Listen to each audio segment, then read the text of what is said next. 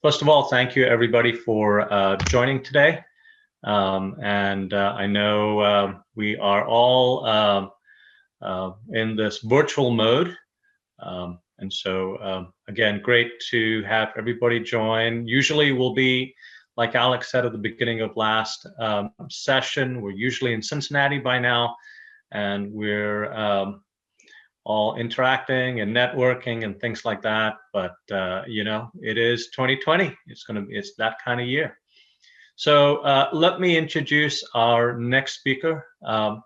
Stephanie Domas is Executive Vice President at MedSec, and in this role, she leads the development of cybersecurity products and services to support healthcare delivery organizations on medical device security, risk management, penetration testing, governance and vulnerability, and asset management of connected medical devices and healthcare delivery organizations. Something that is, I know, very relevant, especially this week for healthcare organizations. By partnering across the healthcare ecosystem, from medical device manufacturers, healthcare delivery organizations, and cybersecurity standards organizations, Stephanie has a deep understanding of the nuances and unique challenges of cybersecurity in healthcare and leverages that knowledge to provide custom-tailored cybersecurity products and services. Stephanie is also a registered professional engineer and a certified ethical hacker. So welcome to the stage, our virtual stage, Stephanie Domas. Stephanie, it's all yours. Thanks, Ajay. So I'm excited to talk to you guys today about using passive network monitors for real-time visibility of medical devices. And that's kind of a mouthful, but I think it's a really important topic. And to kind of level set just a little bit, to chime into what Ajay said, just a little bit about MedSec. So our sole driving purpose is the cybersecurity of medical devices. And we work with both medical device manufacturers. So we work a lot with the manufacturers to help them design, penetration testing, all of that, a more secure medical device. So the things coming out now and in the future are more secure and robust. But then we also work with hospitals to help them manage the medical devices that they have, both new and legacy. So diving into the talk, basically the challenge right now is healthcare organizations are struggling to protect medical devices.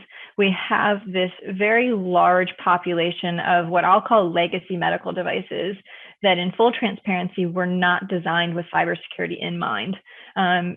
Until the last probably 5 years or so, you would find that cybersecurity and medical device design, it just wasn't a concentration. There were absolutely manufacturers who were thinking about it, but safety was the big driving purpose. And while there's a lot of overlap between security and safety, they're not entirely the same thing. So designs focused on safety don't always have the required pieces for security.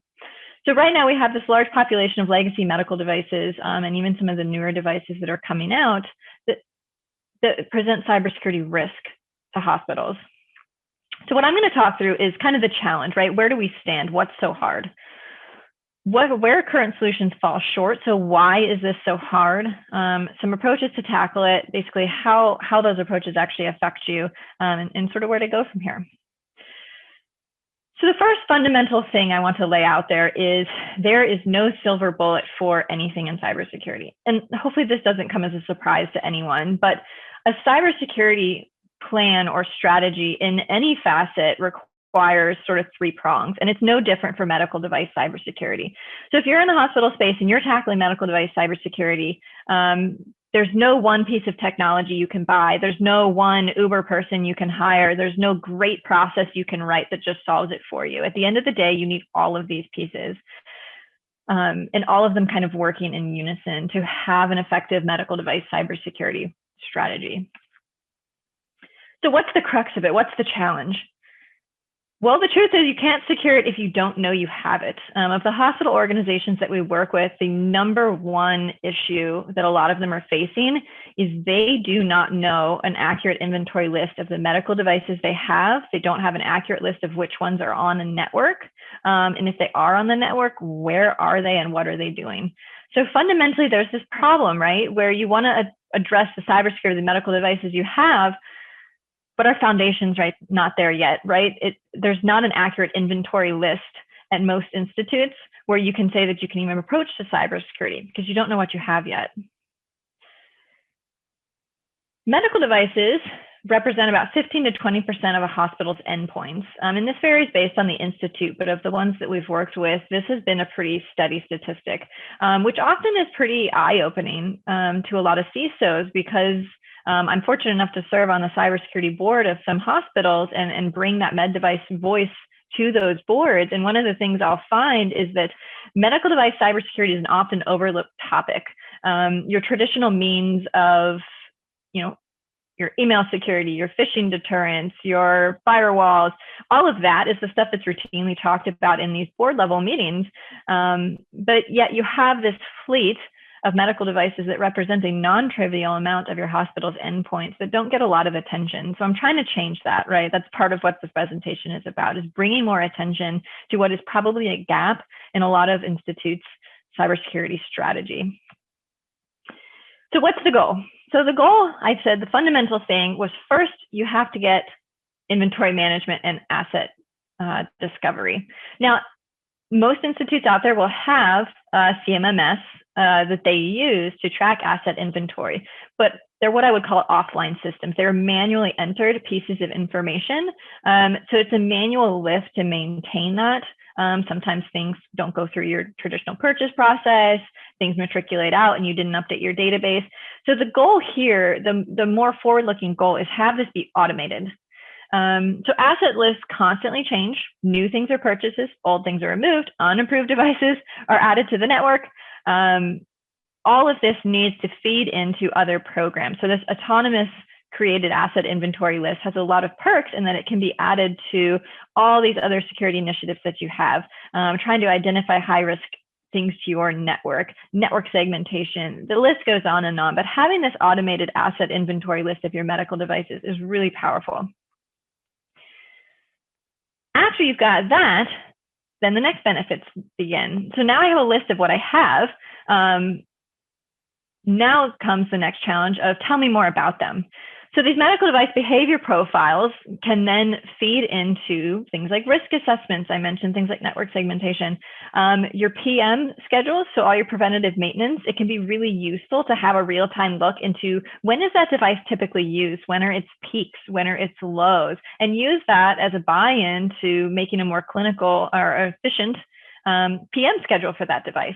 And feed into its usage statistics. So one of the big things we see as a side effect of these real-time med device monitors is you get real-time usage information.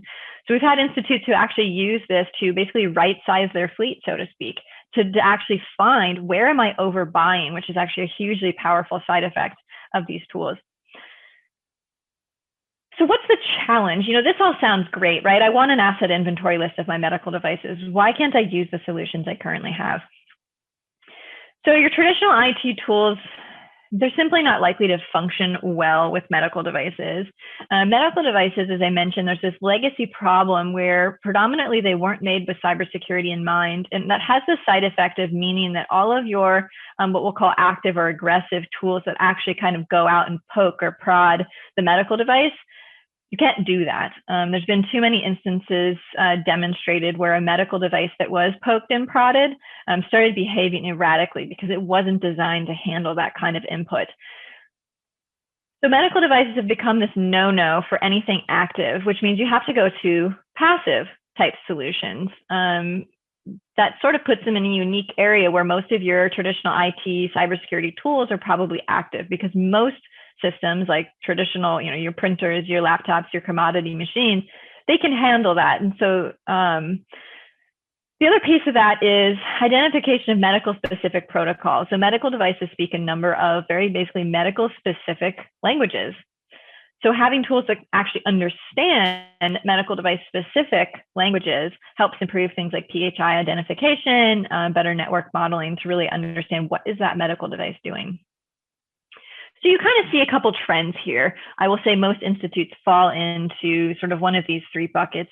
We typically see it based on bed, but you'll also see it really just based on more of a crusader CISO. For example, you may have a small hospital that has a just really experienced CISO, and so you'll see them actually look more like one of the other categories, but this is kind of a general labeling we'll put on it.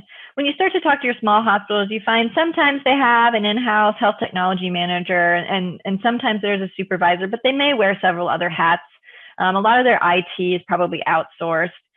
Risk management, not traditionally a formalized process, and they have kind of little budget to extend to some of the tools in this space. You start at the end in the medium-sized hospitals, your 250, 500 beds, and then you'll typically see an in-house health technology manager who oversees specifically, that's the one hat they wear, is overseeing HTM. And they'll often have one or two HTM analysts under them. So you're starting to get to actually have a team looking at HTM. You'll typically see risk assessments, some threat management, vulnerability management. You'll start to see some process. You'll start to see some maturity around this. And what we're seeing a lot right now is the medium-sized hospitals are now starting to look at this concept of passive network monitoring. And then you've got your larger hospitals who tend to be, they've got the in-house manager, they've got a larger team, they have all sorts of formal processes around risk assessments, threat vulnerability management. You'll see them active in things like health information sharing and analysis organizations. CSOHIMSS is a great example of that for information sharing. And you'll start to see these large hospitals are ones who are now deploying these solutions. So if you start to look at kind of the adoption curve, the large hospitals are who you see are now deploying all of these solutions, and you start to see the medium hospitals are starting to look at them. So what are you looking for? What do these kind of solutions look like? So first and foremost, they're passive. I mentioned that anything in the active space, it's sincerely too much of a risk to have it target your medical devices. So if you are currently not sure if you are using any of your active platforms against medical devices, I would recommend going back and checking on that. And feel free to reach out to me if you want some articles specifically talking about medical devices that do not behave well against active scans to kind of show you why that's something you probably shouldn't continue. So they're passive. Most of them work by sniffing the network traffic passively through things like span or tap ports. And so they're basically just getting a copy of everything that's happening on the network, and they're using that to basically watch medical devices. On the pro side, they're basically real-time visibility into what your medical devices are doing. And they're what we call agentless. That box that sits on the span or tap port, that is the only thing you have to install. So there's no touching the medical devices. There's no installing anything on individual devices. It's just set this box up in your data center and then let it do its thing. So the cost, like any tool cost, can sometimes be high. It can require a couple teams to coordinate tasks so visibility is accurate. So one of the toughest things in deploying these is figuring out basically what networks do you want to monitor. Basically, for every network you want to monitor, you need to deploy one of these boxes. So depending on your network topology, if you have a predominantly flat network or you have networks where all of your traffic is actually replicated back to a central data station, then it's one sensor, right? If you're highly segmented, you've got no replication, you may be looking at deploying 20, 30 sensors. The good thing is you plug them in and you forget them, right? They don't need care and feeding. You just plug them in and everything else is handled. Honestly, the biggest thing is just the overwhelming amount of information that comes from them. You'll find that it can be a bit overwhelming at first, and that's where those other pieces of the puzzle I spoke about come in, is things like the processes, having strong processes in place so that when you get all of this new wealth of information, you can actually make it actionable. For those of you who look for alignment with the NIST cybersecurity framework, here's kind of some of the alignment and things you can think of from the NIST. So on the identify stage, pretty obvious here, right? The idea is that you are identifying medical devices. And some of the cool things are you're identifying attributes of the medical device you may not have known about. So things like the underlying operating system, that can be really useful to know, because a lot of times that's not obvious, right? When you start the device up, you don't necessarily see the Windows splash screen, it's hidden from you. So most of these tools can actually give you an underlying information about the device of things you may not have known about it. So the protect, so all of these tools are obviously, they're passive. So the protection comes around more of the information piece of it. So acting as kind of a sort of a global repository for things like MDS2s, risk recommendations, actionable, basically steps to take to protect this device. On the detect side, this is where these tools really shine. Since they're real-time monitors, they establish usually after a week or two, essentially a baseline behavior for a particular medical device, and then it monitors those. If that device starts to behave differently than what you would expect for that device, immediate alerts. Respond. So respond if you are aware of something that is happening through other means. From the response perspective, these passive tools allow you to quickly communicate risk to all stakeholders. So you can quickly say, you know what, IT team, HCM team, my clinical team, here's this device profile, here's what's happened, right? You can easily send all of the information necessary to one particular person. It's all real time, it's all up to date. And then from recover, so things like mitigation plans, communication to stakeholders are all made easier with the information that comes out of these tools. So just kind of to give sort of a look into what this looks like in a lot of institutes. So right now you have kind of varying levels of asset management procedures that kind of overlap between health technology management teams and your IT teams. You often have, I think a survey that was conducted earlier in the year, I think it was about 75% of institutes still do manual inventory tracking versus through autonomous. So this is definitely sort of the cutting edge solution for replacing the idea of manual inventory of your medical devices. Your governance, risk, and compliance frameworks between the two teams are obviously different, right? The IT team and the HCM team are, while there's some overlap in their concerns, they're also concerned with different things. Patch and update notifications of your medical devices is kind of manual, it's kind of hodgepodge. No compliance and policies are automatically monitored on medical devices generally, and you sort of lack this centralized account management for medical device vendors. So the improved state, so what does it look like once you get one of these passive network monitors? It's not the silver bullet, right? It doesn't solve all your problems, but it solves a lot. So your automated inventory with a unique asset ID is replaced by that sneakers, right? It's replaced by someone walking around full time just trying to track down where things are. You've got all these fields present about information about the device that you may have not known about or that you would have struggled to maintain. It identifies profiles associated with sort of equipment independent systems. So you'll see in some pictures I'm going to show you in a couple of slides. You start to see the ecosystems, you start to see the family, right? You start to see operating room 1, for example, because when you look at it from a network view, you can see all these things kind of talking to each other. So you start to see, oh, you know, there's my maternity ward, right? There's all of these things in that ward talking to each other. Makes sense. And makes it easier to find the outliers. So things like patch and update notifications, it's a lot easier instead of getting like a general email from one of your vendors saying like, okay, well, there's a patch for this. We don't know if you have it. And if you have it, we don't know where it is. Instead of it coming through and saying, hey, there's a new patch, you have 10 of these and here's where they are. Much nicer. So policy compliance is automated and monitored in real time. So if you have expectations around what your medical device should be able to do, or should not be able to do, like, for example, this medical device should never talk to the internet. That's something you can monitor that device for and say, you know what, does that device ever actually talk to the internet? And the account management is automated. So you've got inbound, outbound communication. So again, if I have medical devices that I'm saying, you know what, this thing should only ever talk to operating room 1. If you see it ever talk to anything else, let me know immediately. Very powerful. So what does that matter, right? What's the importance to the health system? The first is that accurate inventory, bridging that gap between just various asset management procedures. In a lot of cases, I mentioned 75% of people are still doing kind of the manual sneaker version with an Excel sheet transferred into a CMDB. It enhances the ability to track new connected medical devices. So you will also find the larger the institute you become, the more likely you are to find just random new devices that didn't go through your traditional purchase process.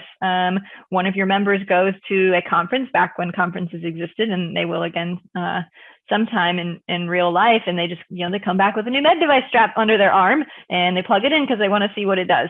And so you suddenly have a new medical device on your network that you knew nothing about from a security perspective. And actually, also the ability to track missing or lost network connected medical devices. So we've had in one of the hospitals we work with a theft problem. And one of the ways they were able to more quickly identify what devices were being stolen was simply they disappeared off the network. And it was a way for them to more quickly figure out that what devices were being stolen, and kind of help them attribute back to like security cameras and things that these these 4 devices went missing yesterday. So identified inventory is also fed into other systems. So these systems, they don't solve all your problems. So the idea is that, but they're getting a lot of useful information that can go into other things in your security stack. So you can use that in sort of other processes. So what I'm showing you here is a screenshot. So MedSec does actually make one of these passive asset medical device monitoring tools. It's called MedScan. So kind of the goal here is just, there's a dashboard, right? There's just tell me the health of my medical devices. So in one place, knowing, here's how many I have, here's the alerts, here's the things I need to be worried about, here's kind of what I'm seeing on the network. So it's a real quick, just what's the health of my medical devices right now in real time. The network map is the really interesting one, which I kind of brought up before, is the ability to kind of see patterns, right? Sorry, my mouse doesn't want to work.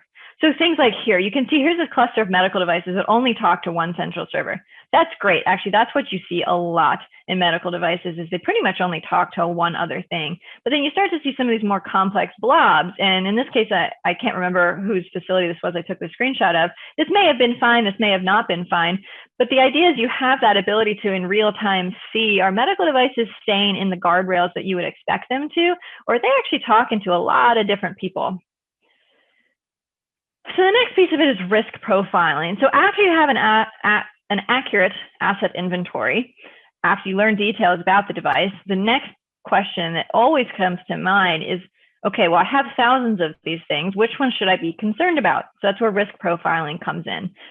So risk profiling, you can think of it as kind of 2 separate pieces. There's the static piece of the risk, which is just information about the medical device that will never change. Well, it could, but it's pretty static. So things like the device operating system, things like what protocols it uses, does it use encryption? That's relatively static. But the other piece of the risk profile comes from that real-time monitoring of it. Basically, things like its network behavior. Is it behaving weird? Right? Are there known vulnerabilities in the system? And that changes from minute to minute, right? Tomorrow or in 2 minutes, I could find out about a vulnerability that affects 300 of my medical devices. The potential for patient harm, so integration of things like your joint commission scores. All of these kind of roll up into this risk profile of a way of helping you strategize where is the highest risk to my network from a medical device perspective, because you can't tackle it all at once. So being more efficient is important, and efficiency typically hinges on you knowing what's the highest risk. So low, the idea here is that, it's okay, we're going to keep monitoring it, seems fine. Medium is, there's a little bit of a risk here, but you can take your time, right? We'll keep monitoring in case it escalates into a high. In the high is, you probably need to do something about this device right now. And what we'll find are there's some devices that kind of come back as high, that there's not an easy solution, because it's things like it uses Windows XP still, and it doesn't use encryption. And then it becomes kind of a risk decision of, do I as a hospital continue to use that device?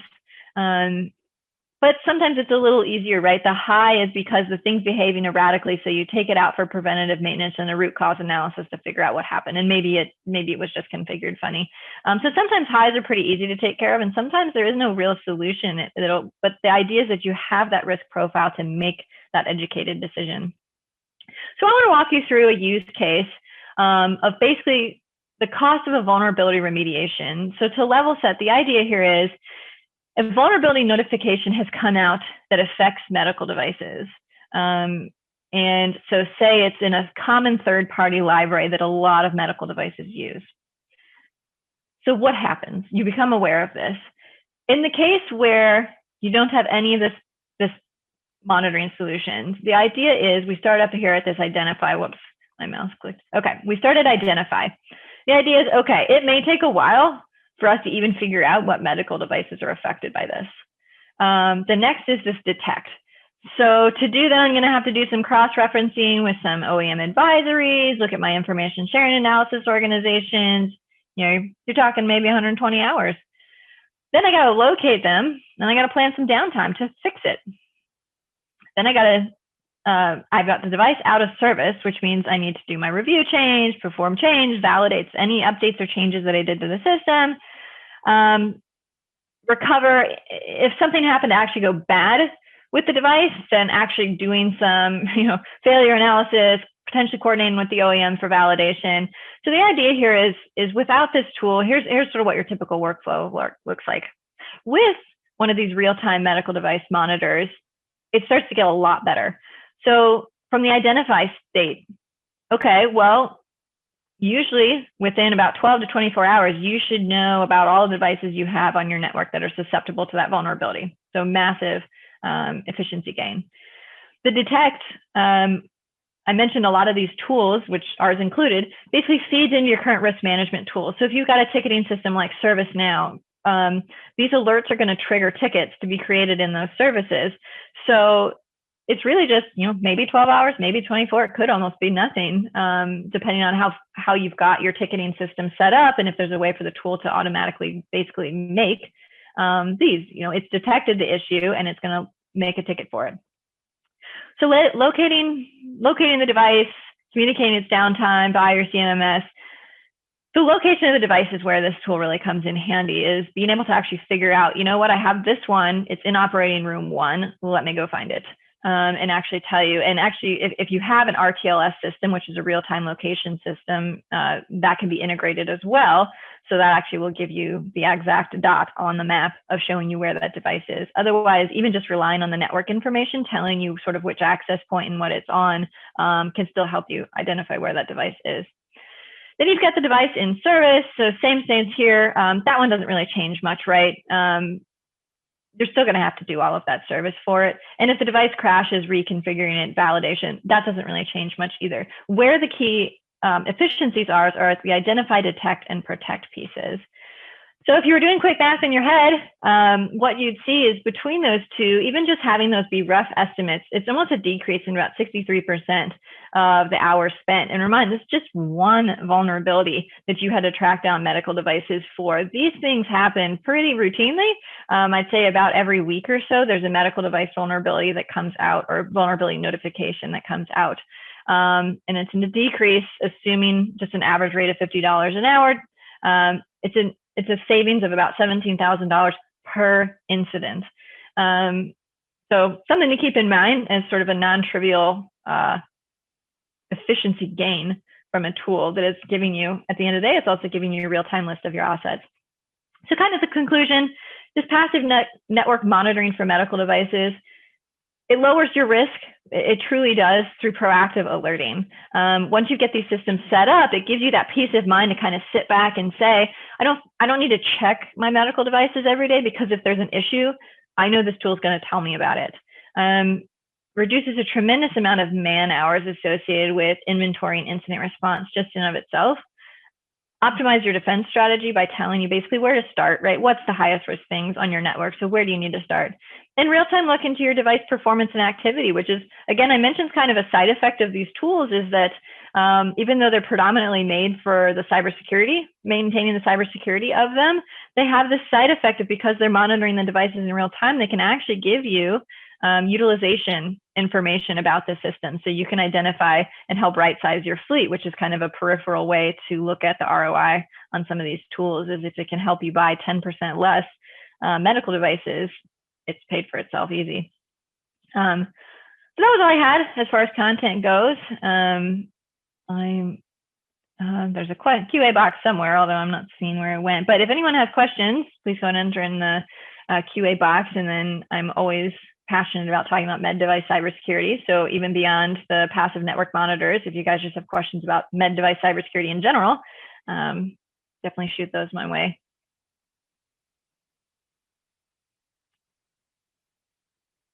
I'm trying to find the QA box. There it is. Let's see. I don't see any questions at the moment. Anyone have any burning desires that they want to talk about?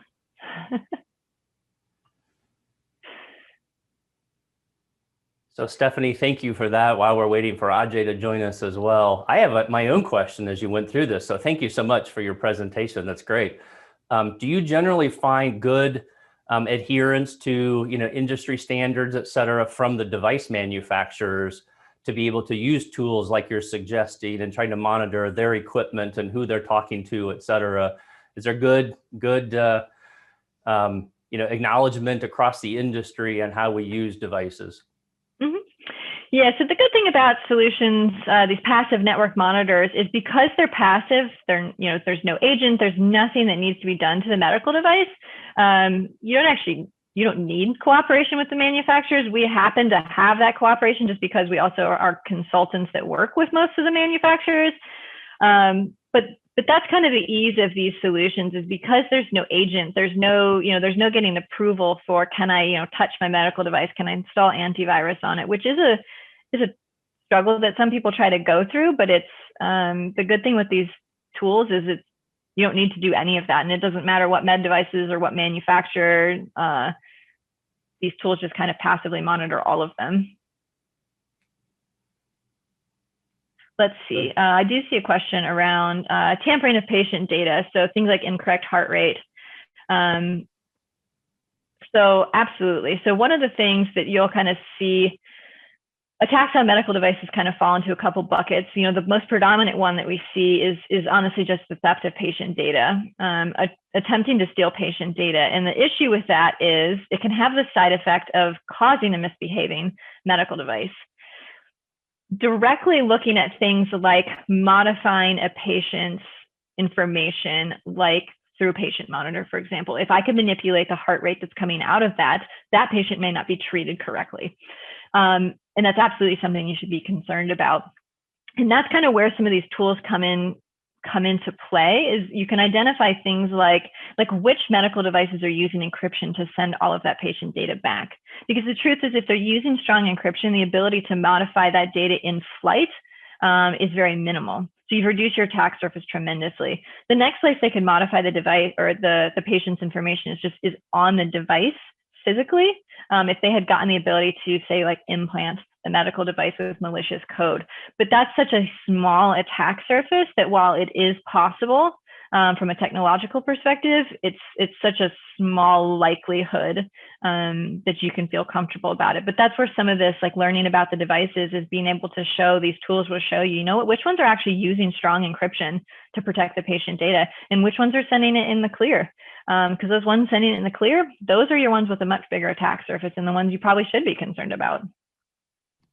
I see Jen's response. I believe almost no medical device today is encrypted. So I don't want to play favorites with vendors. I will tell you there are definitely a handful of vendors that take cybersecurity very seriously, and they actually do not sell a medical device that does not use encryption. You will still find a lot, though, that are not that way. But I don't want to paint this picture that medical device manufacturers don't care. But you're still dealing with that legacy issue I mentioned. So even those handful that seriously, they don't have a medical device that doesn't use encryption. If you looked at their devices from 10 years ago, that is not the case, right? It is their new devices, but their legacy devices are still out there. Stephanie, would that be one of your recommendations? So, as we look at what we've done to transform our industry, is that one of the recommendations that you'd have to all those device manufacturers out there, is to figure out how to get encrypted if they're not? And then do you also have other recommendations for device manufacturers? Yeah, so one of the things when we're working with device manufacturers, encryption is always one of those ones that everyone kind of jumps to as sort of like the silver bullet, right? If we just encrypt everything, it would solve everything. And encryption is really powerful. I will say there's a lot of instances where, a battery-powered embedded device, encryption it depends on the algorithm using the hardware. There's a lot of facets to it, but encryption can use magnitudes more batteries. So we had done some testing showing that, I think it was a pacemaker. If a pacemaker used encryption on its communication back to the programmer, you'd be looking at, instead of like a 5 to 10 year battery life, less than a year. So as a patient who has to go through a heart surgery, that's not something you want to do to them, right? You can't just slap encryption on everything. You can slap encryption on a lot of stuff, but in some cases it doesn't actually work, and you have to look at alternative means. It's one of the reasons security in medical devices is so hard, is because there's that patient aspect to it.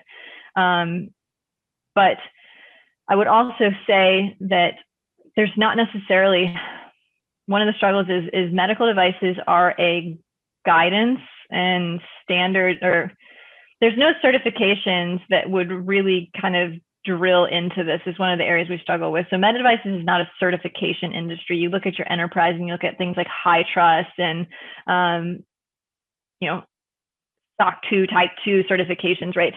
That doesn't really exist. That paradigm doesn't exist in the medical device space.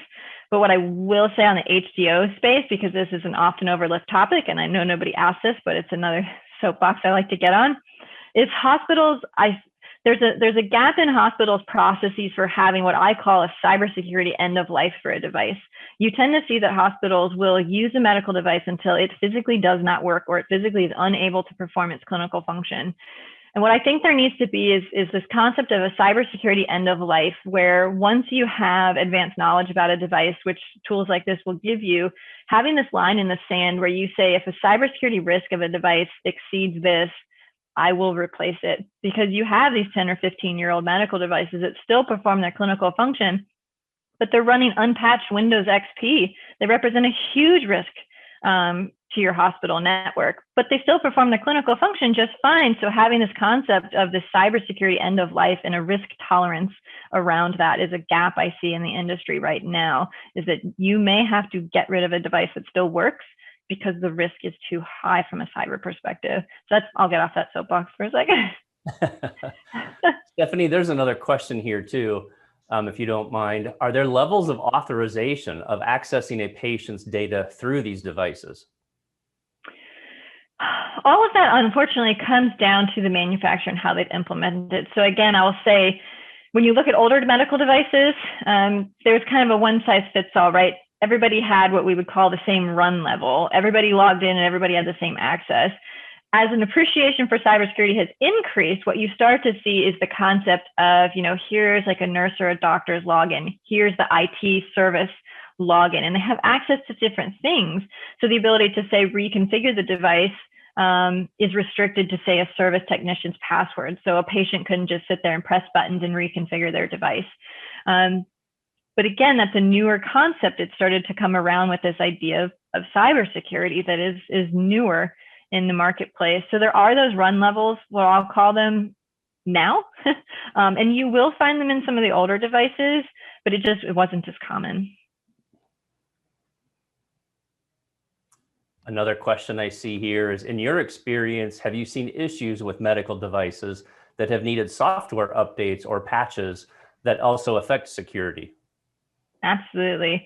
Especially mid-pandemic, what we saw was a lot of manufacturers rolling out updates that actually enabled more remote control of the devices. So something that maybe before reported back patient vitals to a central nurses station now actually allowed like tasking to come from that central nurses station. The idea was to make it so the healthcare provider didn't have to come into the patient's room as frequently. And that's great. There's reasons that all of that happens. But what you see is every single time you add one of those remote connectivity options, you're increasing the attack surface on that system.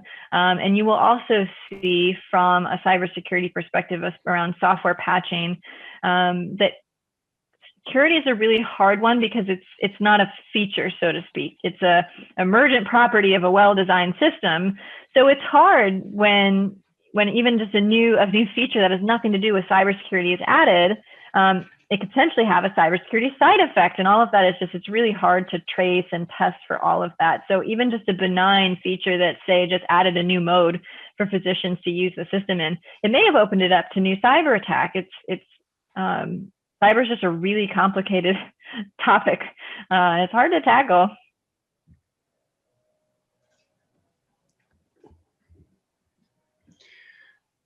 Doesn't look like we have anything else. Awesome.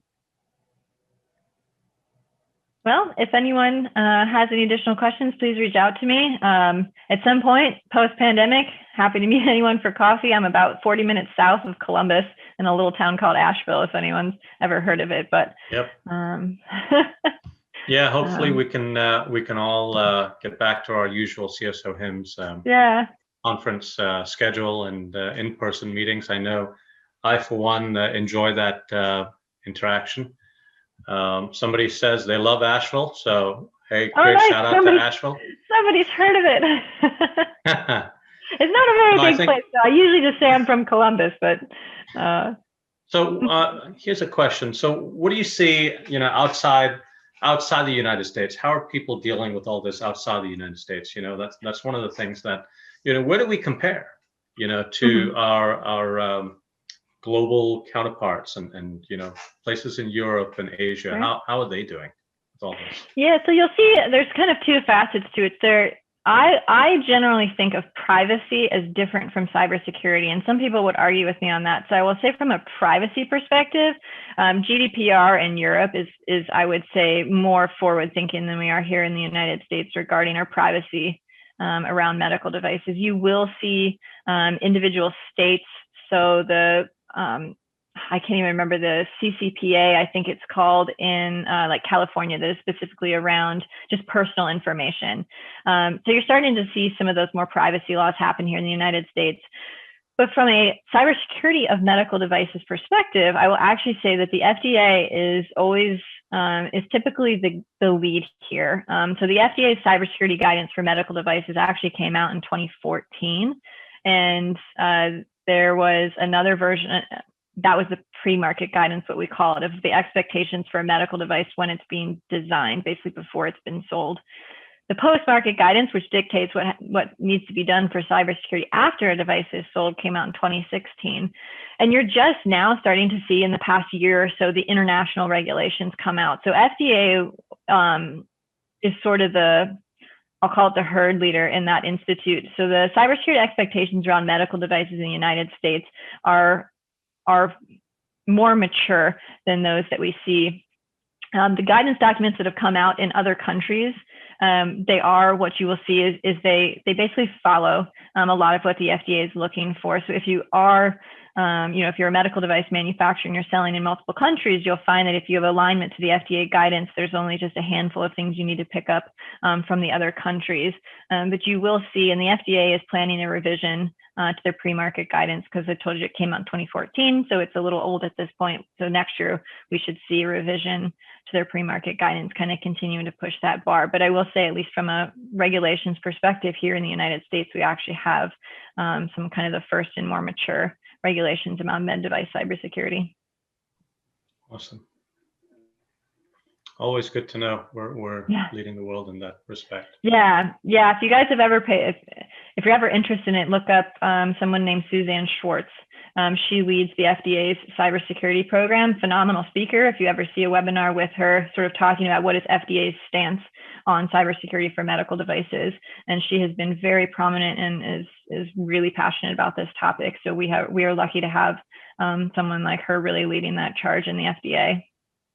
Well, HIMSS has a call for speakers due on Monday. So, this is a great national presentation you might be able to think about. But, absolutely. You have. And you will traditionally see Suzanne there. I actually applied for my spot yesterday, but you will traditionally see Suzanne at HIMSS. So if you guys do make it to the Las Vegas HIMSS next August, definitely check the agenda. Well, one for me if I get accepted, but two for Suzanne as well. She's always a joy to hear speak.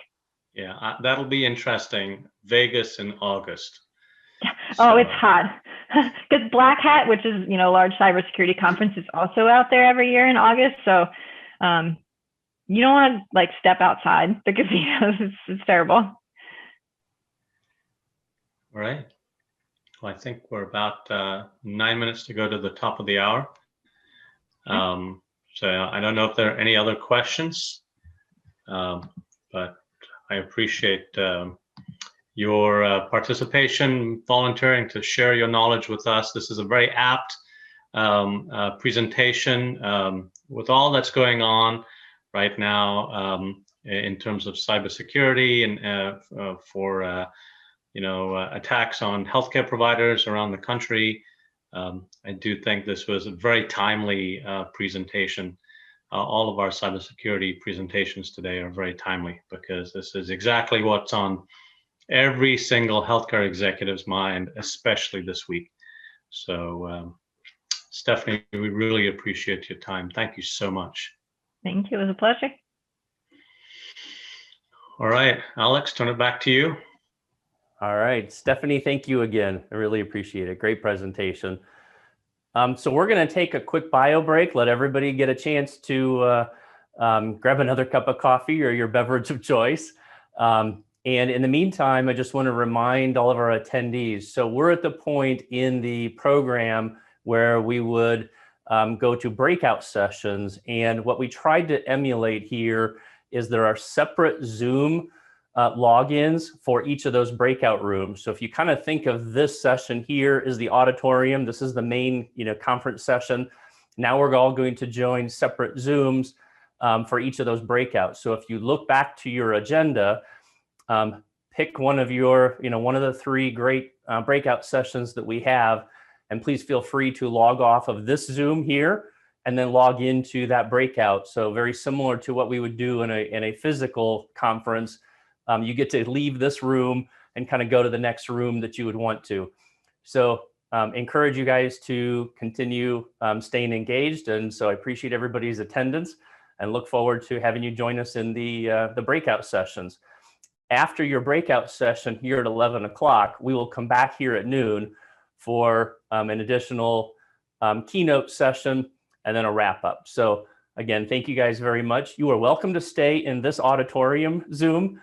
This one will stay live. This won't be shut down. So if you want to hang out here and chat with some of the HIMSS board members, you are more than welcome to do that as well. But I would still encourage you to join the breakout sessions. With that, I appreciate everybody's time today. And feel free to go join the Zooms.